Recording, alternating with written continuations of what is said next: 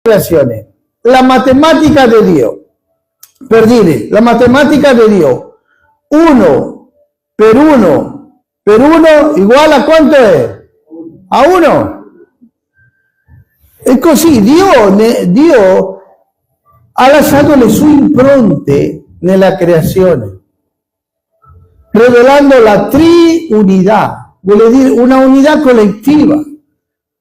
Anche la creazione, cari miei, per dire, l'energia, no? L'energia, si voi la unite con il fenomeno e il movimento, è uguale a che cosa? A materia. La lunghezza, lo largo e l'altezza è uguale a che cosa? Allo spazio. E il passato, e il presente, e il futuro è uguale a che cosa? Al tempo. Vedi che questa struttura lasciano l'impronta di Dio anche nella creazione, così possiamo dire che lo spazio, la materia e il tempo è uguale a che cosa? All'universo.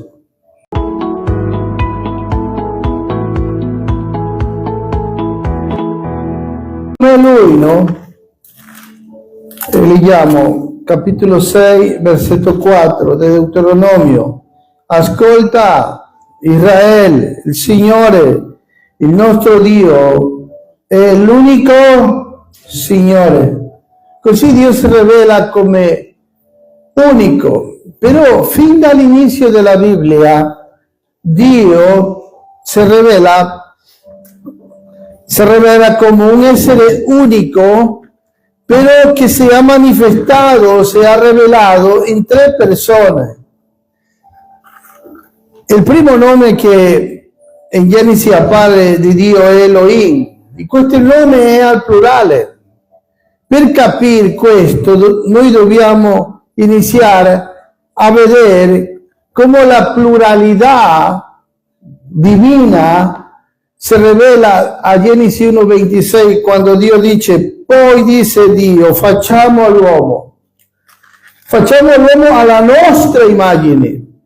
Così noi possiamo vedere la pluralità rivelata riguardo quando Dio va a creare l'uomo.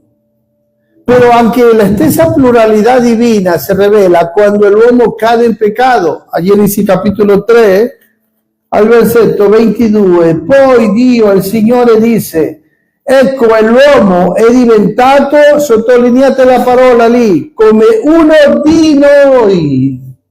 Vedete la pluralità, come Dio si rivela. E dopo, riguardo al giudizio alla umanità, a Genesi capitolo 11, versetto 7, quelli che dopo vedono il video lo possono ancora scrivere la cita biblica. Genesi 11:7, la pluralità divina, scendiamo dunque e confondiamo il loro linguaggio perché l'uno non capisca la lingua di un altro. E adesso per questo mi trovo in questo problema, vedi? Parlare in italiano, perché è un giudizio che Dio le ha dato a tutta l'umanità, per quello che uno parla un dialetto, un altro dialetto e così via. Così possiamo vedere questi esempi riguardo alla pluralità divina di Dio, come Dio si rivela. Però quando parla della parola che Dio è uno, noi dobbiamo capire dell'ebraico che ci sono 2 parole riguardo alla parola uno. Una che riguarda a una unità assoluta e un'altra che riguarda a una unità collettiva.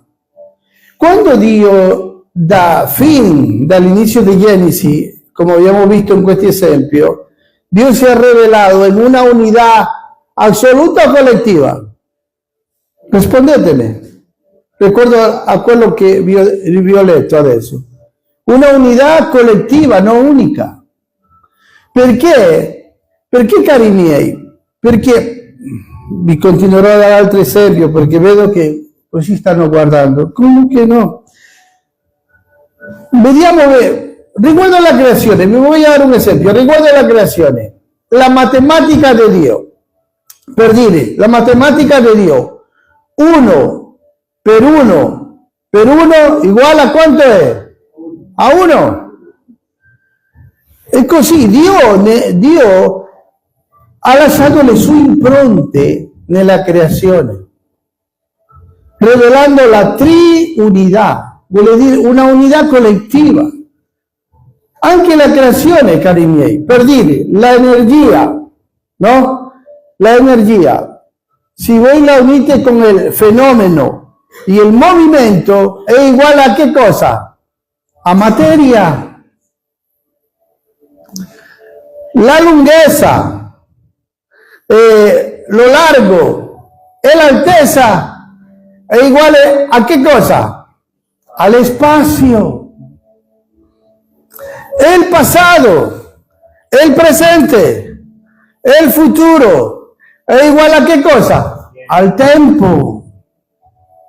Vedi che questa struttura lasciano l'impronta di Dio anche nella creazione, così possiamo dire che lo spazio, la materia e il tempo è uguale a che cosa? All'universo.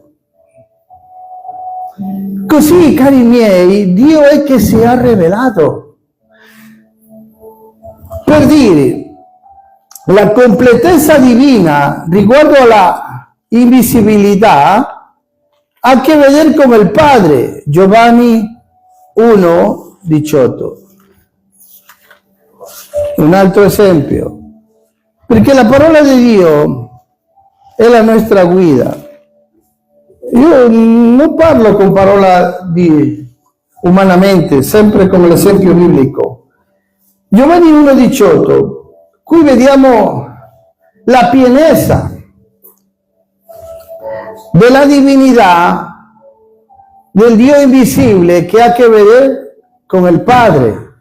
Nessuno ha mai visto Dio, è l'unigenito Dio che è nel seno del Padre, è quello che lo ha fatto conoscere. Così vediamo riguardo alla pienezza della divinità del Dio invisibile ha a che vedere con il Padre. E invece la pienezza della divinità riguardo al Figlio è perché è stata manifestata.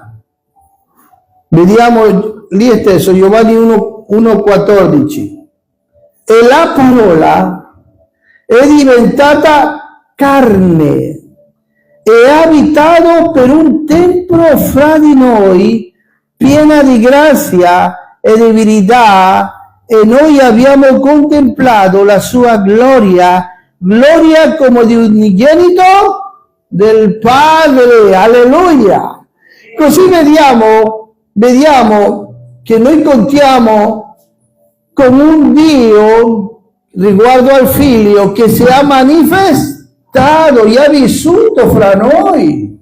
Alleluia! Vuole dire, per questo è che a Colossensi capitolo 2 versetto 9 parla che la pienezza della divinità, della deità, era nel corpo corporale di Cristo. E così possiamo citare altri esempi. Se noi andiamo a Prima dei Corinzi capitolo 2, dal versetto del 9 fino al 16, vediamo la pienezza riguardo allo Spirito Santo. Alleluia! Che ha a che vedere con l'operazione e la creatura, vuol dire nell'uomo creato. Questi esempi ci servono per capire come Dio si è rivelato in una unità collettiva, Padre, Figlio e Spirito Santo. Così quando abbiamo letto Deuteronomio 6,4, Israele, ascoltate, Dio è uno, quell'uno ha a che vedere con una parola che in ebraico ha a che vedere con una unità collettiva, non una unità assoluta.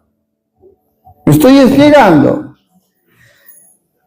Così a Colossense, a Prima Corinzi, che l'avevo detto, capitolo 2, del versetto 9, e voi lo leggete in casa perché se no non finiamo, dal 9 fino al 16 parla riguardo alla operazione dello Spirito Santo en la criatura creata. Soltanto il versetto 9 vi leggo.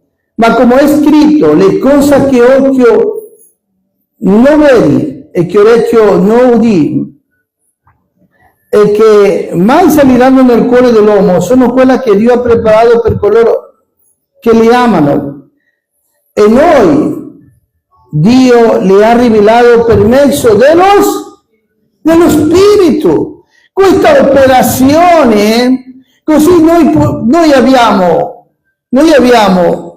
un Dio chiamato Padre, abbiamo un Dio chiamato Figlio e un Dio chiamato Spirito Santo. Dove dice questo? Romani capitolo 1, versetto 7. Muovete Bibbia per favore. Romani capitolo 1, versetto 7. Vediamo, noi contiamo con un Dio che la Bibbia lo chiama Padre, Padre nostro, vedi? Possiamo anche prendere l'esempio del Padre nostro, della preghiera del Padre nostro, però prendiamo questi di qua, Romani 1, 7. Ai quanti sono in Romani amati da Dio, chiamati a essere santi. Alleluia, anche noi abbiamo quella chiamata, essere santi. Oddio, mi finisce il tempo, sono 15 minuti. Chiamati santi, grazie a voi e pace da Dio, nostro Padre e dal Signore Gesù Cristo. Sottolineate lì la parola nostro Padre. Dio chiamato nostro Dio. Contiamo con un Dio che la Bibbia lo chiama Padre. E possiamo prendere lo stesso esempio a Efesini capitolo 4 versetto 6, dove si rivela, leggiamolo, così settimana prossima continuiamo. Lo importante è andare piano piano, però è importante che acquisiamo tutti quanti una conoscenza vera di Dio. Efesini 4, 6. Un solo Dio è Padre di tutti, che è al di sopra di tutti, fra tutti e in tutti. Che gloria! Vi ricordate la preghiera di Gesù? Signore, non ti chiedo che le tolga dal mondo, sino che tu le guardi dal maligno e che loro siano uniti a noi, così come io sono con te e tu con me, loro siano con noi. Parla di una unità collettiva. Vedi? Questo è il Dio che noi abbiamo. E così possiamo prendere altri esempi riguardo al Dio Figlio. Soltanto un altro esempio, con questo finisco per il tempo. Giovanni capitolo 20. Versetto, non mi ricordo ma lo trovo. Giovanni 20, 28. Tommaso gli rispose quando il Signore se le apparve dopo la resurrezione. E come lo chiama? Signore mio e Dio mio. Contiamo con un figlio che la Bibbia lo chiama Dio. Anche Tommaso l'ha detto, Dio mio. E così contiamo anche con lo Spirito Santo che si rivela come Dio. Atti capitolo 5, quando Anania e Safira hanno mentito, Pietro le dice, non avete mentito a me, sino a Dio, allo Spirito Santo. Vedete? Chiudiamo per oggi lì. Signore, che bella la tua parola. Grazie Signore perché possiamo soltanto per mezzo di questa fonte vera che è la tua scrittura, Dio, conoscerti, Signore. Grazie perché tu sei fedele, Signore. Grazie per la tua rivelazione e per la tua manifestazione. In Cristo Gesù ti ringraziamo. Amen.